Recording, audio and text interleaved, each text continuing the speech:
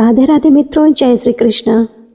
मार्गशीर्ष माह के शुक्ल पक्ष की एकादशी को मोक्षदा एकादशी कहते हैं, क्योंकि इस दिन श्री कृष्ण ने महाभारत के युद्ध में कुरुक्षेत्र में अर्जुन को गीता का ज्ञान दिया था। इस बार यह एकादशी 11 दिसंबर 2024 बुधवार को है। मोक्षदा एकादशी के दिन का व्रत रखकर श्री कृष्ण जी की पूजा करने का बहुत पुण्य माना जाता है। पुराणों में इसका व्रत रखने का महत्व बताया गया है।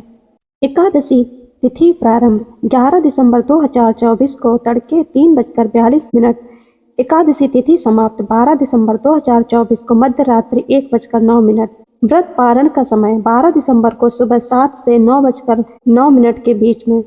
पारण तिथि के दिन द्वादशी समाप्त होने का समय रात्रि 10:26 पे। श्री कृष्ण पूजा का शुभ मुहूर्त अमृत काल प्रातः 9:34 से 11:03 तक। गोधूली मुहूर्त शाम को 5:22 से 5:50 के बीच में। इसके बाद 6:47 तक पूजा कर सकते हैं।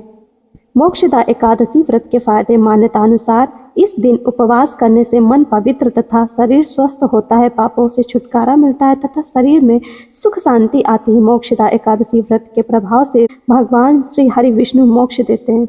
इतना ही नहीं, इस दिन पितरों के निर्मित तर्पण करने से उन्हें भी परम धाम का वास प्राप्त होता है। इस दिन गीता पाठ पढ़ें तथा उनके उपदेशों जीवन चरित्रों को अपने जीवन में उतारने से मोक्ष की प्राप्ति होती है। साथ ही पूजा में धूप, दीप तथा नाना प्रकार की सामग्रियों से भगवान श्री विष्णु को प्रसन्न करना चाहिए। एकादशी प्रारंभ होने के समय व्रत करने का संकल्प लिया जाता है। संकल्प के बाद श्री हरि विष्णु के पूर्णावतार श्री कृष्ण जी की पूजा की जाती है। पूजा के बाद गीता पाठ किया जाता है। व्रत में फलाहार ले सकते हैं। अगले दिन व्रत का पारण किया जाता है। एकादशी के दिन पूर्व से ही यानी 10वीं से ही तामसिक भोजन का त्याग करें। मार्गशीर्ष शुक्ल पक्ष 11 के दिन मोक्षदा एकादशी व्रत रखा जाता है। इसी दिन गीता जयंती भी मनाई जाती है। भगवान सूर्यदेव की उपासना करें, ब्रह्मचर्य रहकर एकादशी व्रत रखें। गीता जयंती या मोक्षदा एकादशी के दिन ब्रह्म मुहूर्त में उठकर श्री विष्णु जी का स्मरण और ध्यान करके दिन की शुरुआत करें। तत्पश्चात नित्य कर्म से निवृत्त होकर पानी में गंगा जल मिलाकर ओम गंगे का मंत्र का उच्चारण करते हुए स्नान ध्यान करें। स्वच्छ धुले हुए वस्त्र धारण करके भगवान श्री विष्णु पीले पुष्प, पीले फल, धूप, दीप आदि चीजों से पूजन करें। श्री विष्णु पूजन के लिए ऋतुफल, नारियल, नींबू नैवेद्य आदि सामग्री से श्री विष्णु जी की पूजा करें। आरती करके पूजन संपन्न करें। गीता पाठ का अध्याय पढ़ें और एकादशी की व्रत कथा का वाचन करें। ओम नमो भगवते वासुदेवाय नमः। ओम नमो नारायणाय नमः। ओम ह्रीं श्रीं लक्ष्मी वासुदेवाय नमः आदि का अधिक से अधिक जाप करें।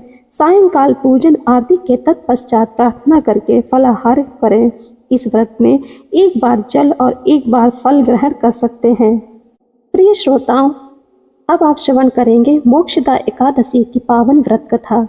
महाराज युधिष्ठिर ने कहा कि हे भगवान, आप तीनों लोकों के स्वामी, सबको सुख देने वाले और जगत के पति हैं। मैं आपको नमस्कार करता हूँ। हे देव, आप सबके हितैषी हैं, अतः मेरे संशय को दूर कर मुझे बताइए कि मार्गशीर्ष एकादशी का क्या नाम है। उस दिन कौन से देवता का पूजन किया जाता है, उसकी क्या विधि है, कृपया मुझे बताइए। भक्त वत्सल भगवान श्री कृष्ण कहने लगे कि धर्मराज, तुमने बड़ा ही उत्तम प्रश्न किया है। इसके सुनने से तुम्हारा यश संसार में फैलेगा। मार्गशीर्ष शुक्ल पक्ष एकादशी अनेक पापों को नष्ट करने वाली है। इसका नाम मोक्षदा एकादशी है। इस दिन दामोदर भगवान की धूप, दीप, नैवेद्य आदि से भक्ति पूर्वक पूजा करनी चाहिए। अब इस विषय में मैं एक पुराणों की कथा कहता हूँ। गोकुल नाम के नगर में वैखानस नामक राजा राज्य करता था। उसके राज्य में चारों वेदों के ज्ञाता ब्राह्मण रहते थे। वह राजा अपनी प्रजा का पुत्रवत पालन करता था। एक बार रात्रि में राजा ने एक स्वप्न देखा कि उसके पिता नरक में हैं। उसे बड़ा आश्चर्य हुआ। प्रातः वह विद्वान ब्राह्मणों के पास गया और अपना स्वप्न सुनाया। कहा, मैंने अपने पिता को नरक में कष्ट उठाते देखा है। उन्होंने मुझसे कहा कि हे पुत्र, मैं नरक में पड़ा हूँ, यहाँ से तुम मुझे मुक्त कराओ। जब से मैंने ये वचन सुने तब से मैं बहुत बेचैन हूँ। चित्त में बड़ी अशांति हो रही है। मुझे इस राज्य, धन, पुत्र, स्त्री, हाथी, घोड़े आदि में कुछ भी सुख प्रतीत नहीं होता है। क्या करूँ? राजा ने कहा कि हे ब्राह्मण देवताओं, इस दुख के कारण मेरा सारा शरीर जल रहा है। अब आप कृपा करके कोई तप, दान, व्रत आदि ऐसा उपाय बताइए जिससे मेरे पिता को मुक्ति मिल जाए। उस पुत्र का जीवन व्यर्थ है जो अपने माता पिता का उद्धार न कर सके। एक उत्तम पुत्र जो अपने माता पिता का तथा पूर्वजों का उद्धार करता है वह 1000 मूर्ख पुत्रों से भी अच्छा है। जैसे एक चंद्रमा सारे जगत में प्रकाश करता है परंतु हजारों तारे नहीं कर सकते। ब्राह्मणों ने कहा कि हे राजन, यहाँ पास ही भूत, भविष्य, वर्तमान के ज्ञाता पर्वत ऋषि का आश्रम है। आपकी समस्या का हल वे जरूर करेंगे। ऐसा सुनकर राजा मुनि के आश्रम पर गया। उस आश्रम में अनेक शांत चित्त योगी और मुनि तपस्या कर रहे थे। उसी जगह पर्वत मुनि बैठे थे। राजा ने मुनि को साष्टांग दंडवत किया। मुनि ने राजा से सांगोपांग कुशल पूछी। राजा ने कहा कि महाराज, आपकी कृपा से मेरे राज्य में सब कुशल है, लेकिन अकस्मात मेरे चित्त में अत्यंत अशांति होने लगी है। ऐसा सुनकर पर्वत मुनि ने आंखें बंद की और भूत विचारने लगे। फिर बोले कि हे राजन, मैंने योग के बल से तुम्हारे पिता के कुकर्मों को जान लिया है। उन्होंने पूर्व जन्म में कामातुर होकर एक पत्नी को रति दी, किंतु सौत के करने पर दूसरे पत्नी को ऋतुदान मांगने पर भी नहीं दिया। उसी पाप कर्म के कारण तुम्हारे पिता को नरक में जाना पड़ा।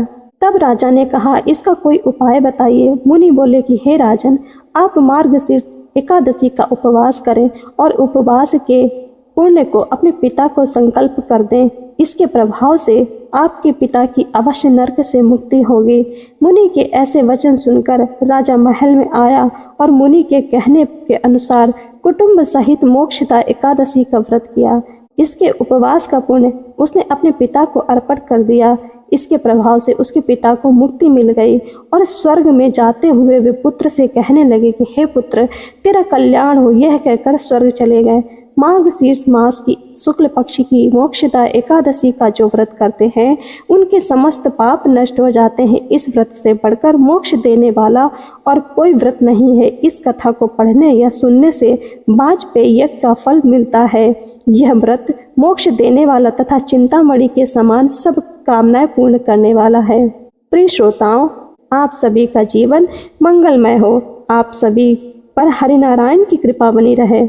राधे राधे मित्रों, जय श्री कृष्ण।